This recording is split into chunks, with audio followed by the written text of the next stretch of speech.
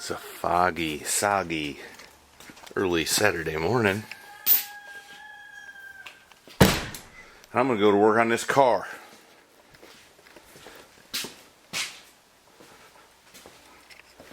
The people who shorted me the lower control arms are sending them. They're made it right, so that's good.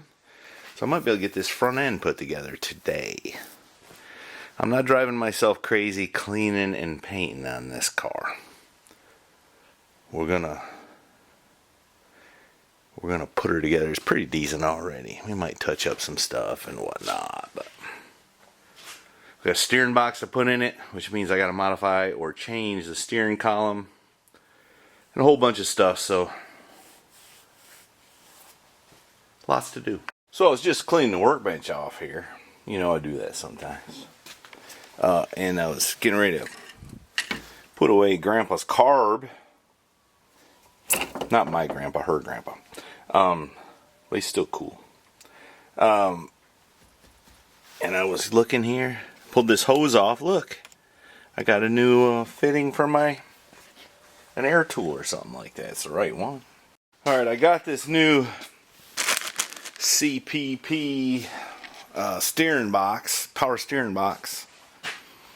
And I've done some brief research, but I think I got to change the steering column or either modify it. I want to retain the column shift, so let's see how that goes. But first thing I'm going to do is cut that shaft somewhere right there and get the steering box and all the idler arm and all that mess off there. Look at there. That's where we routed our spark plug wires. Well, I got the steering column out of it. Well, it's still in there, but it's out of here. I don't know why, but I wound easier than I used to. I bang yourself and start bleeding. What the heck? I need to remove that. I'm just going to cut the brake line right there and get that out of there. I'm not sure how it attaches inside, but I'm sure I can figure it out.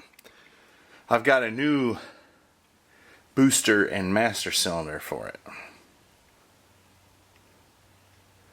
But now I can put the steering box on and see how she looks. So the new idler arm came with new bolts, and I said, hey, let me use those. That'll be better. No, they're not. Because they strip out real quick when you're trying to tighten them with your little bitty impact. And they're junk. And then you got to take a chisel and break them off. It's real aggravating. So I think I'll use the old bolts. Look at that. That's the other new bolt. Ain't worth nothing. Makes you wonder how the idler arm's going to be. Alright, I could go ahead and put the center link and the tie rods on, but it's just going to be in my way. I need to cut that more out of the way, which I think I can do with my plasma cutter since I'm out of oxygen and I have failed to get any this week. And I need to remove that cross member, and I need to remove that pivot point for the shifter, which is in the wrong place anyway. It was for the Turbo 350. I'm sure it will be for the 4L80E. So let me get all that out of the way. It's got square nuts on it. Somebody done some modifications in here and didn't have a hardware store handy, evidently. Let me show you the cross member that come out of this thing. Fine thread, all thread, lug nut, spacer. That's an odd size nut. Another odd size nut. And then you can tell the holes for the transmission mount were wallered out with a smaller size drill bit. But there wasn't nothing wrong with this thing structurally. No, sir. That's 1/2 inch thick. Chevaholic may approve. As far as the lower control arms, don't look like they're going to show up today. They're supposed to be here yesterday, which was Friday. And then yesterday evening they said they'd be here this morning sometime between 8 and 11. But now it still says it's on time delivery for by end of day Monday. So I guess we got a moving goal. It's easy to win when you do that. Well, I didn't win because now I don't have the lower control arms. That's alright, there's plenty to do here. I'm not going to cry about it too much. Let me show you something else. This is the transmission linkage pivot point. That seems like I remember something like that on that 55 Chevy truck. I don't recall what. But they cut the cup out of one of those brackets like you'd find on a Chevy truck or a Malibu or something like that, and welded it in the hole for the pivot point. I mean, it's pretty ingenious. It didn't line up very good, but it worked. Alright, here's what I'm thinking. This steering box is going to require a rag joint, where the old steering box had a shaft that went all the way from the steering wheel into the box.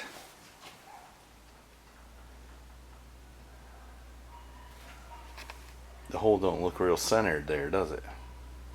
The old steering box had 2 shims on top of those bolts. But I digress. So I had a steering column. I was in a junkyard one day and saw a tilt wheel and a square body, so I grabbed it for $50 or something like that. You never know. You never know. Anyway, it's got a rag joint on the end of it because that was the easiest way for me to pull it that day. But that is the double D shaft. That's probably where DD Speed Shop got his name, wouldn't you imagine? From this shaft right here. But that slips over. That's 3/4 inch right there. And this is the shaft. And from the 57, that's 3/4 inch. So I bet you if I just cut that off right there and drill a hole in it and slide it over into that shaft and drill a hole and then drill another hole in it, put a bolt through it, and then weld it, I bet you that'll work. But I think this column is too long. So I got some figuring to do. I got to figure out how to make... I want to retain the column shift if I can. Because I'm trying to stick with a grandpa tone, you know. You know, speak softly, carry a big stick. Alright, I sawed that thing right off the end. Look there. Just sawed it right off. And then it slips right over that. So all I got to do is determine the correct length of everything.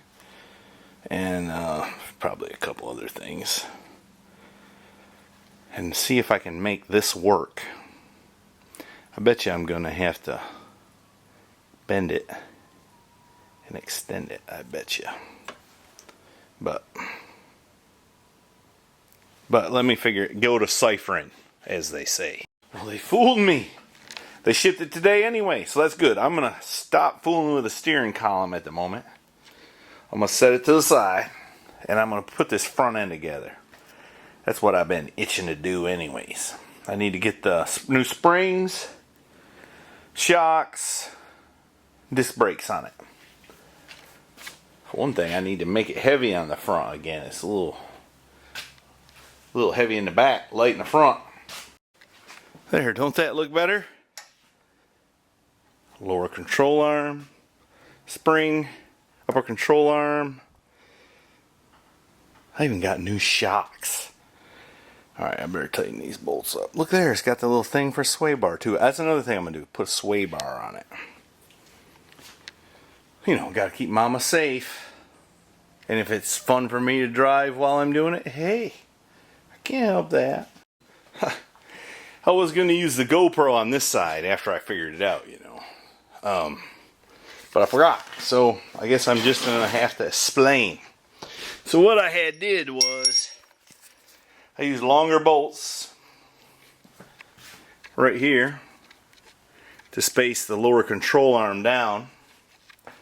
And then I used my homemade spring compressor, 3/4 inch stainless threaded rod.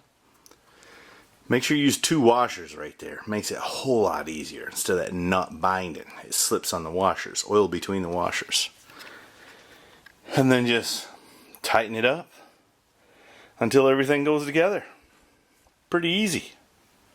Be a lot harder if it was engine in and bodywork on, you know, but that's why I'm doing it now. Alright, I put the sway bar on it, but it sure, yeah, I don't really like how it is. I either gotta make a bracket or something there. Something. I might dig around. I might have some better ones. Better brackets somewhere. Also, you'd think I'd have got a bigger sway bar. Well, we're not trying to make a autocross car here, just a nice driver. You know, I could do this a lot faster if I wouldn't do everything twice. I put it all together, forgot my dust shield. That's because it doesn't mention it in the instructions. Normally I throw the instructions to the side and figure it out, but I didn't do that this time, so here I am. It's okay, it's okay. Oh, look at that. A free piece of balsa wood or something like that.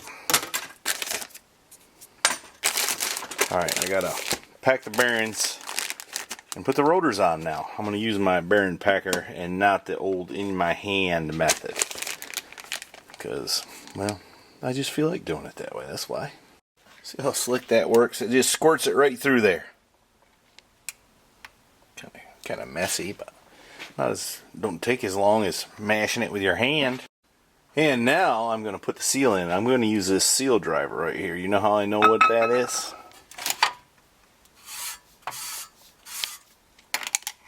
Says so right there.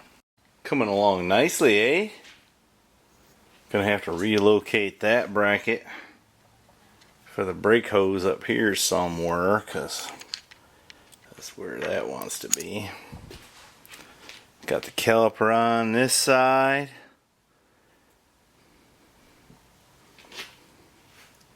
Caliper looks a scotch high there, don't it? Just a scotch though, probably can live with it, but look at this one.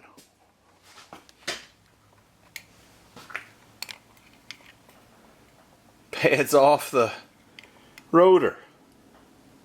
Wasn't that aggravating? And I bought this crap more than a year ago, so no hope in getting that fixed. Probably.